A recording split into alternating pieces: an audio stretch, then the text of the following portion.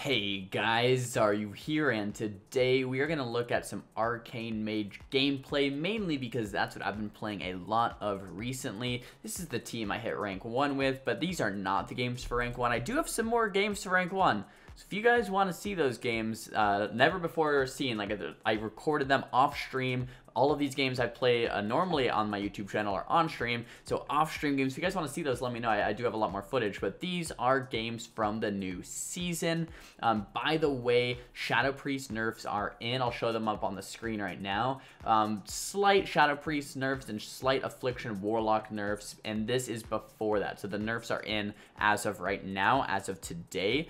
So this was last night, right before these nerfs are going in. We are playing Arcane Boomkin. We are fighting Shadow Priest and a Sub-Rogue and a Resto Shaman. The setups, guys, we want to do big setups onto the Rogue. We want to do big setups onto the Shadow Priest and big setups onto the Resto Shaman with Chastise. And look at this right off the bat. My Holy Priest is doing a phenomenal job of getting the stuns out on all three members of the opposing team so we can keep up our pressure. And by us keeping up our pressure, my priest isn't going to have to heal as much. So since my priest went super offensive in that opener, it means for us that we didn't need to, sit back or just spam heal or something like that. So we started with our, foot forward, making them play very defensive. Now the Vampiric Touch is coming out. I locked that Mind Control, getting big damage out onto the priest. Looks like he might have to disperse here. Does disperse at about 3%.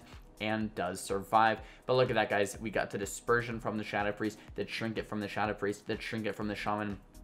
If we do one more big setup where we get some type of CC onto the Shaman and a setup onto the Priest, we could definitely take it home here. Throw out a Mass Invisibility. The Root Beam comes out onto the Shaman. The Priest is in a world of trouble right now. If we can get any follow-up CC, we get that Cyclone. Priest is in trouble, but he's doing a great job of line of sighting, so it doesn't look like we're going to be able to get too much more damage onto him, though. The Full Blind comes out onto my Priest. The Kidney Shot now onto my Boomkin. The Boomkin goes Bear Form. I think he might have popped Skin there as well, playing very nice defensively, and I'm just peeling with 3 Sheeps onto the Shadow Priest, 3 Sheeps onto the Rogue, actually only 2 Sheeps onto the Rogue, and we're really just doing our best to survive. Try to Sheep the Rogue up again, but he does bomb my Nova the Rogue, silence the Priest, going for another Sheep on the Rogue, making sure I can do anything I can to keep my Boomkin alive.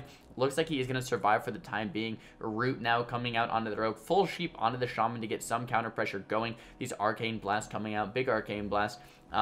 Priest has Trinket, though, in about 20 seconds, and he has Disperse coming up very soon as well. So we could shift our focus onto the Rogue, who doesn't have a Trinket for another minute and 6 seconds here for our setups with Chastise, instead of going onto the Priest to force more cooldowns. Either one really works, though, so keep in mind that we can pivot very easily depending on just the situation, depending who has Earth Shield, depending who's in the open. A lot of the times that, people ask me, who should we kill? Who should we target? And it's really dependent on, Earth Shield, trinkets, positioning, all these type of things. If someone's like, traditionally, you might not want to go on a Rogue, but if he has no trinket and he's kind of like overextending and he doesn't have Earth Shield, if you stun him, he can die. But look at this, so much damage onto the Rogue, getting out those missiles, the big Resonance, Arcane Barrage.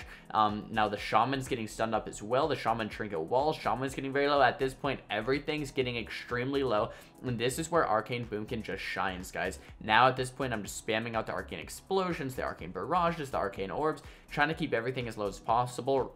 Root Cube, the enemy Resto Shaman, did, however, pop his Ascendance cooldown to top everyone off, but right here we get that full Sheep onto the Shaman. Rogue doesn't have Trinket for 6 more seconds. That full Sheep comes out. I have my counter spell available for WizK, and we get a stun on the Rogue before his Trinket comes up, and we get a ton of damage on him, and he does go down. So guys, if you're going to play this comp, that's kind of how it's going to look. Here's the damage breakdown at the end of the match. I wouldn't even say that Arcane Mage and Boomkin should out damage this team that much, but since we had so much offensive pressure, it allowed us to continue doing damage where they were constantly on the back foot. And that's a lot of Arcane Boomkin really, is keeping the enemy team on the back foot. If you're constantly peeling, you're never going to get the offensive pressure you need for this comp to really shine. Having said that, this is a team, Windwalker, DK, Resto Shaman, where peels are going to be very handy, because this particular composition is very setup based, right? So what they're gonna do is they're gonna grip someone in, they're gonna go for a leg sweep into a Fist of Fury, into maybe a Blood Elf Silence, and go for a huge burst damage setup, and they kind of like AoE the damage too, right? With the Frost DK AoE damage, the Windwalker AoE damage, they're just going to absolutely destroy one or two of us. So what we really have to keep in mind is that grip, and there was the grip right there. So since that grip is now on cooldown, we can play a little bit more in. We can play a little bit less afraid for the next about 20 seconds here while the DK doesn't have his grip available. And then once he has that grip available again, which you could actually track with Omnibar if you wanted, probably wouldn't be that bad of an idea, that's when we're scared again. So now they're running out onto our priest. Right here, guys, is very critical, okay? We have a Holy Priest. Holy Priest can't survive with a Windwalker and a DK on them for very long. The Windwalker pops Serenity. I need to peel, and my Boomkin needs to peel, or my priest is going to die. Okay, this is very crucial.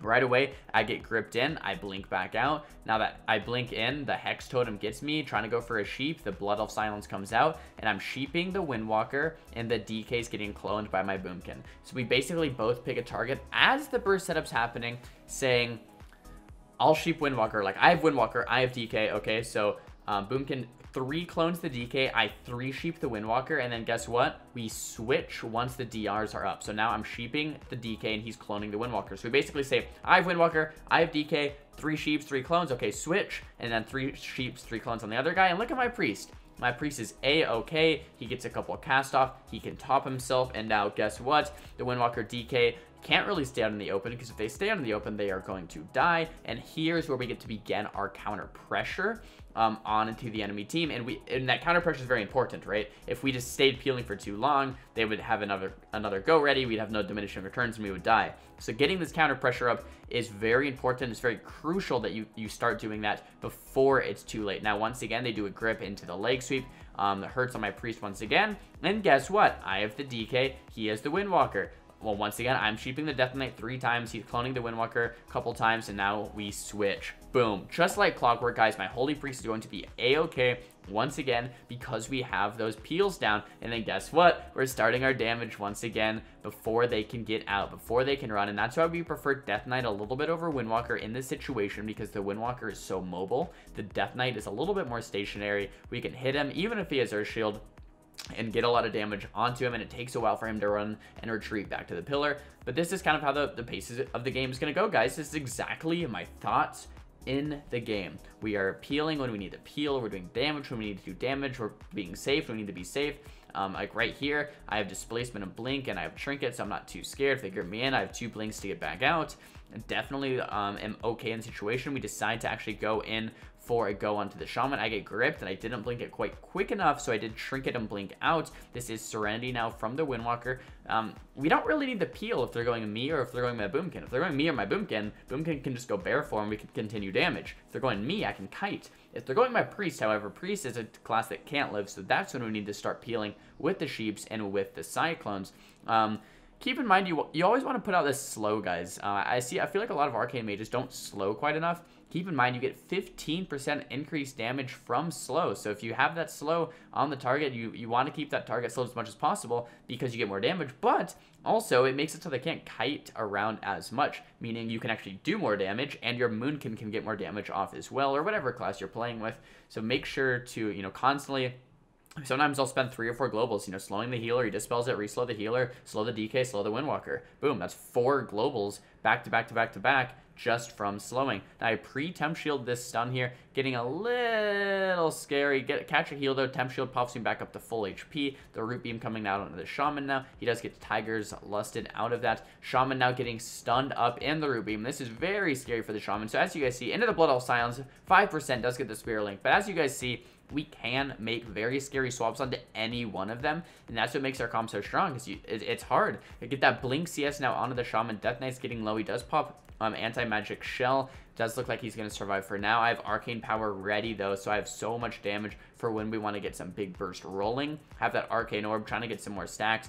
But since I don't have Tringa for about 20 seconds, and he does, you know, they have some burst cooldowns, I don't want to push in too far, but it looks like they're just going on my Boomkin for now. Do get gripped in, blink out before that stun could land, and that's kind of what we want to aim for, guys. As soon as that grip comes out, we want to blink out as soon as possible so we don't get stunned by the Windwalker. Not always doable, but when you can, it's very good. And then boom, look at that. CS on the Shaman, tons of arcane missiles with that arcane power burst onto the Death Knight. So much damage coming out, and the DK just goes down just like that. Here's the damage breakdown, guys.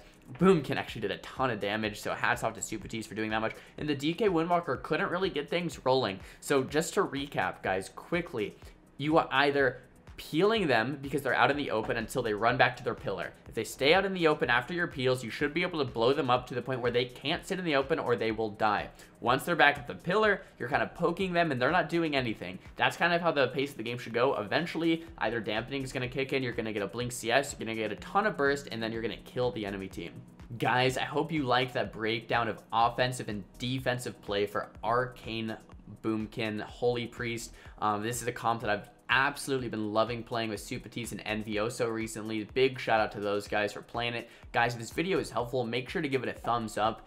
Make sure to thumbs the video down if you didn't like the video, so I know not to post more of Arcane Boomkin. And guys, I really do try my best to read all of the comments, so leave your comment suggestions down below for what kind of videos you guys want to see next. Don't forget to subscribe. I'll see you guys next time. Peace.